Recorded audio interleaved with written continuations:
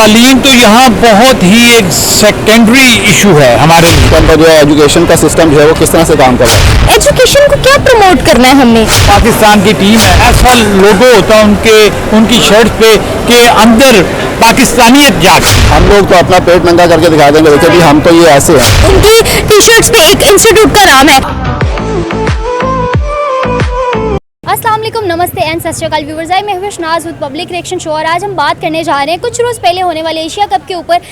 Asia cup को हम specify नहीं करेंगे इसमें, लेकिन एशिया कप में एक ऐसी चीज़ थी जो काबिल गौर थी और वो थे दोनों टीम्स के टी शर्ट्स। जी हाँ, पाकिस्तान और इंडिया दोनों टीम्स की टी शर्ट्स, जिनके ऊपर पाकिस्तान के प्लेयर्स की टी शर्ट्स के ऊपर पार्क व्यू बड़ा मेंशन था, उनकी प्रमोशन हो रही थी, स्पॉन्सरशिप पार्क व्यू की थी। जबकि दूसरी जानिब इंडिया की शर्ट्स के ऊपर व्यू है। SUP एक ऐसा इदारा है जो हर साल 1.5 मिलियन लोगों को एजुकेट करता है इंडिया में। जी हाँ, उन्होंने ऐसे प्लेटफॉर्म पे आके भी अपने एजुकेशन इंस्टीट्यूट्स को, एजुकेशन सेक्टर को प्रमोट करना नहीं छोड़ा। जबकि हम एक ऐसे इदारे को प्रमोट करें, कैसे हाउसिंग सोसाइटी को प्रमोट करें जो PCB को पैसा दे रही है, उनका मुंह बंद करिए पैसा देके। और हर दफ़ा यही किया जाता है, कभी सनसिल्क, कभी सर्फ एक्सेल और कभी किसी घी के ऐड को वहाँ आके स्पॉन्सर करते हैं वो लोग और उनको प्रमोट किया जाता है ताकि आने वाले टाइम में उनसे पैसा वसूल किया जा सके। जबकि दूसरी जानिब इंडिया की प्लेयर्स की जो शर्ट्स थी वो इस बात का सबूत थी कि उनके लिए प्रायोरिटी पे आने वाली चीज़ जो है एजुकेशन है। इस बारे में पाकिस्तानी अवाम क्या राय रखती है कि दोनों मुल्कों की प्रायोरिटीज़ में कितना डिफरेंस है और कौन किसकी तरक्की में कितना बड़ा रोल प्ले करेगी, हम जानते हैं पाकिस्तानी अवाम से। हमारे साथ रहिएगा। अस्सलाम वालेकुम। जी वालेकुम सलाम। क्या नाम है आपका? मेरा नाम जुबैर फिरोज फैसल हमजा मसनाद। जुबैर फिरोज साहब, मेरा सवाल ये है कि कुछ रोज़ पहले Pakistan versus India Asia cup हुआ है, आपने देखा होगा मैदान में कि सबका फोकस मैच पे था, लेकिन दूसरी जानिब एक और चीज़ बड़ी मेजर थी जो इग्नोर नहीं की जा सकती। ये पाकिस्तान के प्लेयर्स की शर्ट के ऊपर पार्क व्यू का टैग था। जबकि दूसरी जानिब BYJUS एक एजुकेशनल इंस्टीट्यूट है जिसका लोगो था इंडियन क्रिकेट टीम की शर्ट्स पे, जो ये बात बता रहा था कि उनकी प्रायोरिटी पे एजुकेशन है और हमारी प्रायोरिटी पे ऐसी हाउसिंग स्कीम्स, कभी हमारे पे पेप्सी का होता है, कभी सर्फ एक्सेल का, कभी सनसिल्क का, जो कि हमारे सिर्फ चंद स्पेसिफिक इदारों को फ़ायदा पहुंचाती हैं, ना कि हमारी कौम को। क्या कहेंगे इसमें? वो उनमें कौमियत है जी, नेशनलिज्म है इंडिया में। पाकिस्तान आपको पता है कि जी 2 अक्टूबर 1971 में, तो उसकी भी एक वजह यही थी कि तालीम हमारी जो थी वो उस कुछ गोल ओरिएंटेड नहीं थी कि हाँ यार तालीम ये देनी है लोगों को, पाकिस्तान से मोहब्बत उजागर करनी है, पाकिस्तान से मोहब्बत लोगों के दिलों में डालनी है। तो तालीम तो यहाँ बहुत ही एक सेकेंडरी इशू है हमारे लिए। हमारे लिए जो इशू है वो ये है कि हमने पैसे कैसे कमाने हैं, किस तरह दौलत के अंबार लगाने हैं, किस तरह इसे फिर बाहर मुल्कों में जमा कराना है। तालीम हमारा जो है वो कभी भी गोल नहीं रहा पाकिस्तान की किसी भी हुकूमत का। अभी आप ये देख लें कि यहाँ जो प्रॉपर्टी का काम है माशाल्लाह, अब आपने जिस तरह बताया कि उन्होंने पार्क व्यू के वो शर्टें पहनी हुई थी, वो मुझे भी देख के अफसोस हुआ यार, पाकिस्तान की टीम है, कोई ऐसा लोगो होता उनकी शर्ट पे के अंदर पाकिस्तानियत जागती कि देखो जी हमारी टीम ने ये पहना हुआ है। मगर जिस तरह आपने खुद कहा है इसको कि वहाँ इंडिया में नेशनलिज्म को प्रमोट किया जाता है, हमारे यहाँ बिजनेस ओरिएंटेड जो चीज़ें हैं उनको प्रमोट किया जाता है। ये बदकिस्मती है और इसमें क्या क्या हद है। देखिए ये चीज़ तो क्लियर कट जो है वो आपको डिपिक्ट करती है ना कि प्रायोरिटीज़ क्या हैं। हम अक्सर बात करते हैं मुख्तलिफ गैदरिंग्स के अंदर भी कि इंडिया और पाकिस्तान में जो है ना फ़र्क जो है ना वो क्या है, तो फ़र्क बड़ा वाज़ेह नज़र आता है। एक तो है कौमियत, इंडियंस जो है वो बहुत ज़्यादा नेशनलिस्ट हैं, ठीक है, वो अपने नेशनलिज्म को जो है प्रमोट करते हैं। और ये जो आपने बात की है कि वहाँ पर एक ऐसे इदारे की शर्ट्स पहनी थी उन्होंने कि जो एजुकेशन के फ़रोग़ के लिए काम कर रहा है। और हमारे यहाँ पर जो है वो सबको पता है कि जो स्टेट माफिया है, ठीक है, वो सबसे ज़्यादा इस वक्त इस मुल्क में तरक्की कर रहा है, तो हम उसको प्रमोट कर रहे हैं। क्यों? मतलब सीधा नजर आना कि हम पैसे के पीछे भाग रहे हैं। हम ऐसी चीज़ों को प्रमोट करते हैं जिनका फ़ायदा PCB को होता है या जिनका फ़ायदा स्पेसिफिक किसी इंस्टीट्यूट को होता है, हमारी कौम मुल्क का कोई ताल्लुक नहीं होता। बिल्कुल ऐसे ही है, बिल्कुल ऐसे ही है।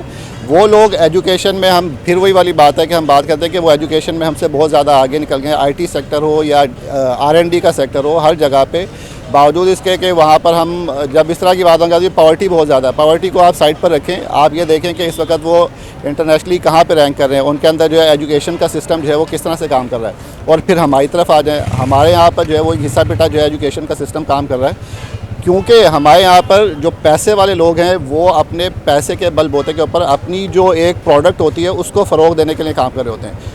यही हाल फिर हमारे इदारों का है। अब पीसीबी की अगर ऐसी बात है तो वही है ना कि पीसीबी को तो ये नज़र आएगा जी पाकव्यू से हमें कितने पैसे मिलेंगे।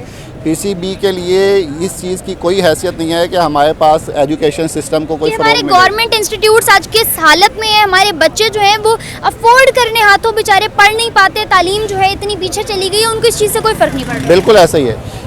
देखें, उनको अगर फ़र्क पड़ता होता है तो वो इस तरह का वो ना करते, वो भी मतलब किसी ऐसी एनजीओ को या किसी ऐसे इंस्टीट्यूट को काम कर रहे होते लेकर सामने ला रहे होते हैं कि जिससे तालीम या हेल्थ या ओवरऑल एक सोसाइटी के अंदर कोई पॉजिटिव इमेज पैदा करने वाला कोई ऐसा इंस्टीट्यूट होता, उसको जो है वो रिप्रेजेंट कर रहे होते हैं। सबसे पहले तो मैं आपको बता दूं, पाकिस्तानी अवाम इंतहाई जाहिल अवाम है, ठीक है। इनके सामने कोई बात कर दी जाए तो ऐसे जैसे भैंस के आगे बीन नहीं बजाते, वो हिसाब है पाकिस्तानी अवाम का, ठीक है।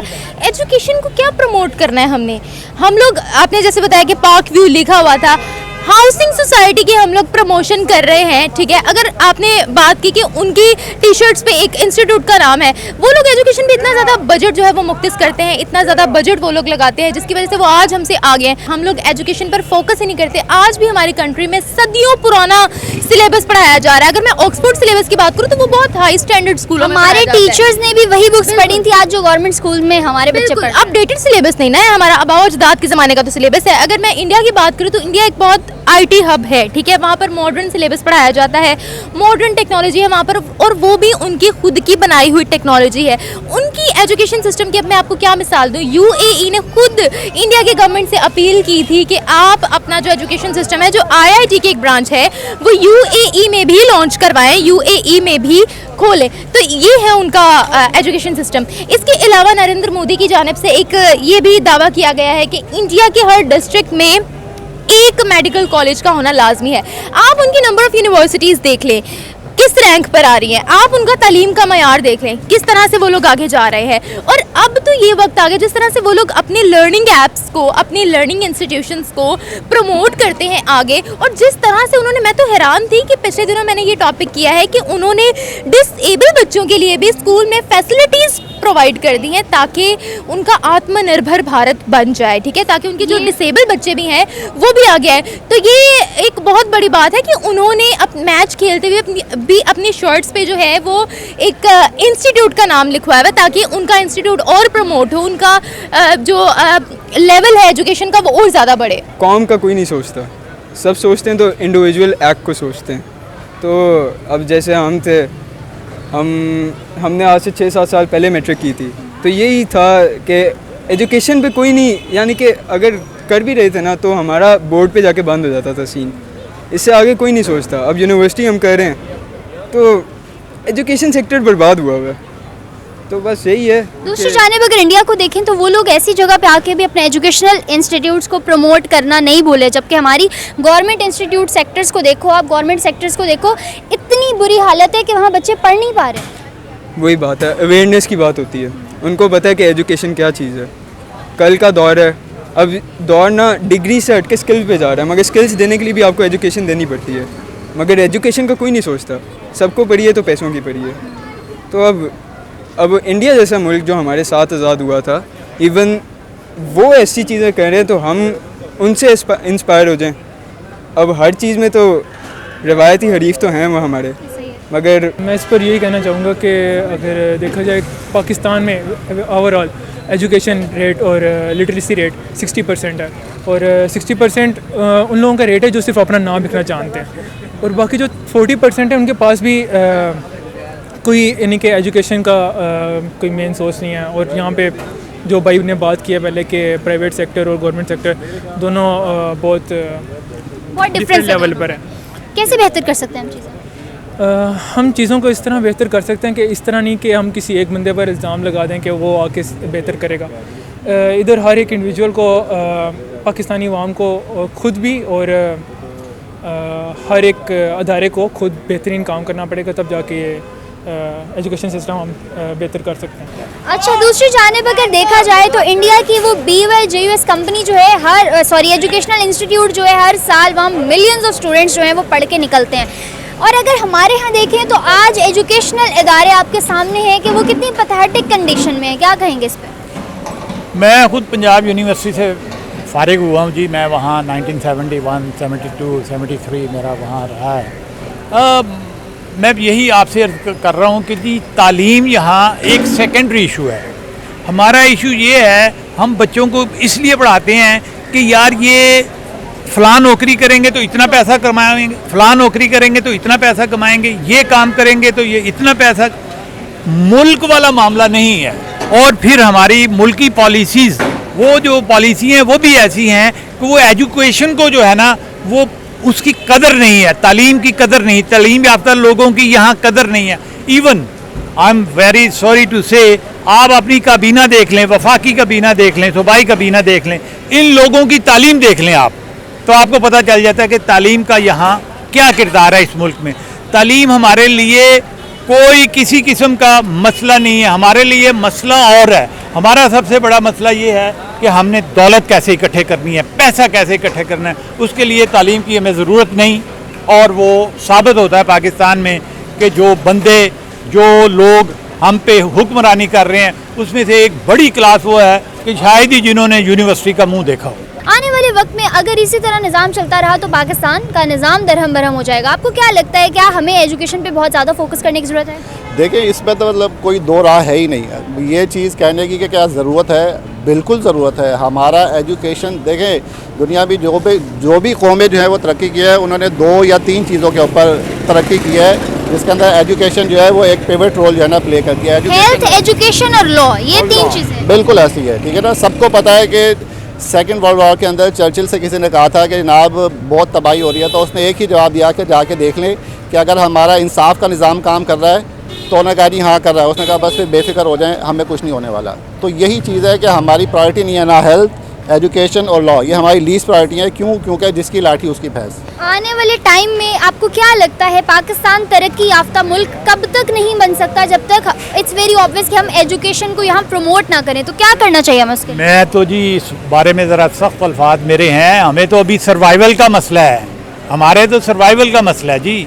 ये मुल्क देखें किन हालात से गुजर रहा है, यहाँ सैलाब की क्या सूरत हाल है। और आप देखें हमारे जो सियासतदान हैं जो मुल्क को इसको चला रहे हैं, उनके बयानात देखें, उनकी आपस में लड़ाइयाँ देखें। हमें आइसोलेट कर दिया गया है।